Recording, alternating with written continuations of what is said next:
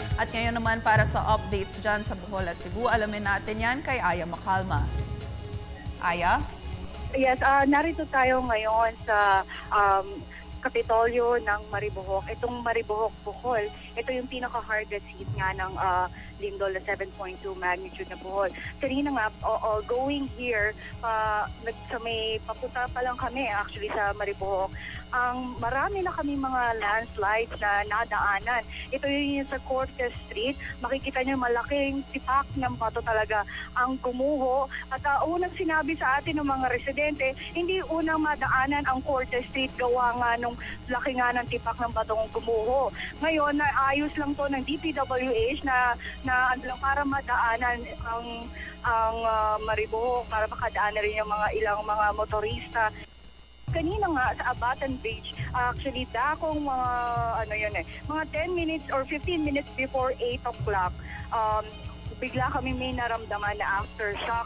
Mismo yon sa Abatan Beach, nakita talaga namin, actually na-videohan din talaga namin yung pag-sway or yung ng bridge talaga kanina kasi itong Abatan Bridge, isang motorista wala makakadaan maski motor dahil ito sira na talaga.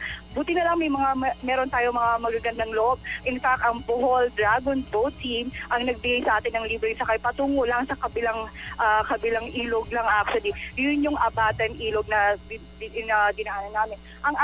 Mula Abatan Bridge patungo ng Maribojoc, ilang minuto lang talaga ang aabuti mo. Pero umabot kami ng 30 minuto. At narito nga mga kasama natin si Mayor ng Maribojoc, si Leoncio Ivasco Jr. Sir, magandang umaga sa inyo, sir. Kamusta na po ang rescue operations na atin dito sa Maribojoc? Kamusta na po, sir? Hello? Yes, sir. Wala ko narinig. Sir, Hello? you're live, sir. Hello? You can talk na. You can talk. Hello? Ganito yung situation namin dito. Yung tremors, malakas na mga tremors, ongoing pa. So mga tao dito, nagka-hirap-hirap takbuhan ng mga tao while we are serving to their needs, lalo na sa foodstuffs. What complicates the matter? Walang kuryente dito, so walang tubig because all our water system are electricity driven. And then pangalawa, yung gasolina, nag-collapse ang gasoline station dito. Meaning to say, wala ding gasolina. We have to go to Tagbilaran or to Cortes pagbili ng gasolina. In fact, pag down ang aming mga sakyan ngayon kasi nandoon pa nagbili pa ng gasolina at saka crudo. And then, kung evacuation center, it's the whole town that is an evacuation center kasi lahat ng mga bahay dito talagang iba at various degrees yung sira niya. And then people are afraid to get back to their homes. So dito kami ngayon sa mga lansangan.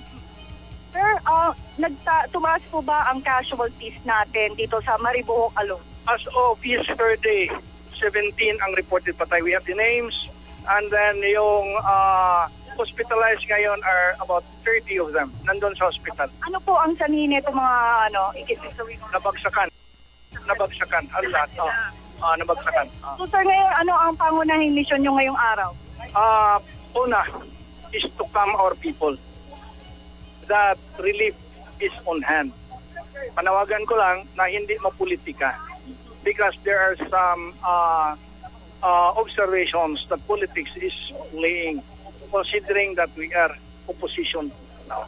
Anyway, una namin dito na makapaabot kami ng goods.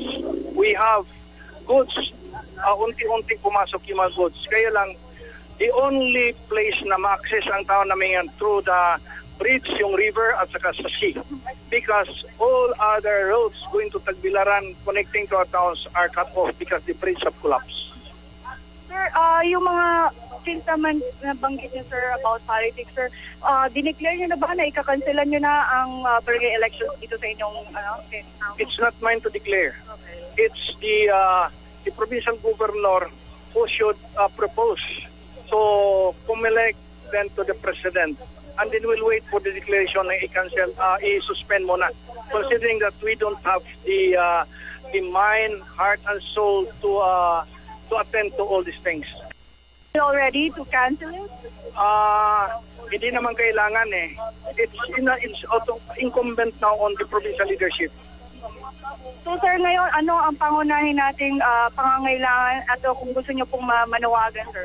Kung mayroong mga mabuting loob na mga grupo, non-government organizations, please course of your assistance to the local government because we will take responsibility over these goods and so that we can distribute this evenly and equally to our people.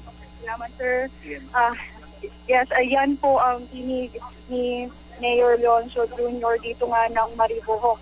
Ngayon, makikita natin halos walang mga establishmento o kung nakikitang bukas. Gawa nga ng mga establishmento dito hanggang 2 palapag lamang siya.